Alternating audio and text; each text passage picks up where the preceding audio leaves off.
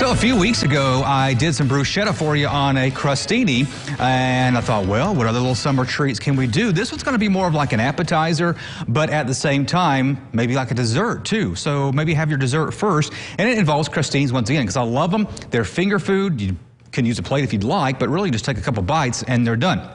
So I've already made my crostinis here, and I'll show you what I've got here. It's just a small piece of bread. It is toasted with a little bit of olive oil on top. Put it in your toaster oven or your oven at 350 and let it bake till it gets just a little bit of brown on it.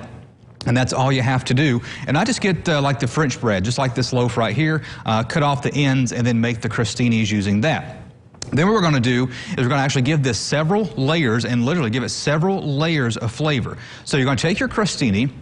And this is good with anything, not so much what we're going to be making here in just a second, but take your crostini. You want to give this just a little bit of a garlic flavor. So do you want to use garlic powder? Sure, go for it. I mean, I use garlic powder a lot.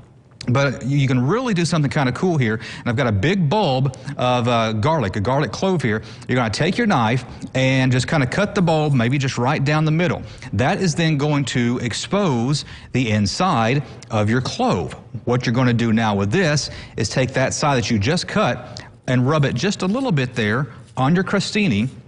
That's going to let some of that juice come out of that olive and put it right there on it. Not overpowering flavor, just a little bit of a hint of garlic. So we're going to leave that there here in just a second. We'll do a couple more really quick.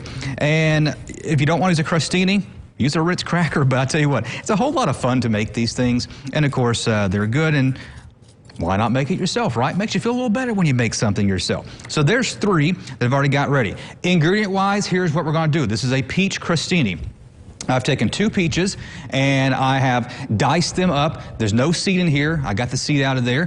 Then I have some ricotta cheese. Ricotta is actually used in a lot of recipes, especially some Italian recipes. It's a very tangy, kind of sweet cheese. This is going to give us another layer of flavor. Then we're going to mix in some honey with this too. And then we're going to top it off with a little bit of basil and then a little bit of a balsamic glaze on top. So now that we have our crostini ready, you're going to want to cut your peaches. I recommend getting fresh peaches. So I've already, as you see here, diced up my peaches. But what I did, because there's that seed in the middle, I just took the peach and cut the sides off, 1, 2, 3, and 4. Cut the 4 sides, cut a bell pepper that way, really cut anything with a seed that might be in the middle that way, and that's just going to give you a square piece with your seeds inside that you then can discard. And by the way, we're using basil today too. So now we're going to take our crostini and we're going to use our ricotta cheese and get a nice smooth ricotta cheese, nothing crumbly or anything of that nature. Grab you a dab of that and put that on top of your crostini and then just spread it. And that's why I said get a smooth one, because that will allow you to spread it a whole lot easier. Then what we're going to do is begin to prepare what actually goes on top. So put in your peaches into a bowl that you're going to be mixing with, and then also you're going to grab a little bit of your honey. That's really all you're going to be throwing into the mixing bowl itself. This is 2 peaches, and I'm going to throw in about a tablespoon there of the honey. The basil, we'll get to that in just a moment, because there's going to be a way that you dice that up. Sometimes the best tool you have in your kitchen when it comes to mixing are your hands, and since peaches are a little bit on the juicy side, and if I can put a glove on right, that'd be awesome too. Peaches are on the juicy side, and of course that honey is relatively sticky, so we are going to mix it up by hand. Also, you could probably crush the peaches and smash them, and you don't want to do that. So just give them a very gentle toss with the honey.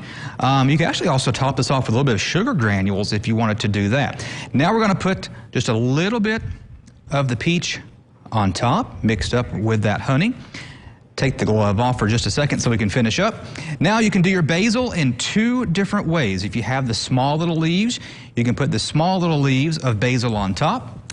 Take your balsamic drizzle, your glaze, put that on top, or you can finely chop up your basil into small little strips. There it is, your peach crostini topped with a little bit of basil, balsamic glaze, looking really good. Oh man, that looks great right there. I have to try that out myself, but Ron gets the first dibs coming up next.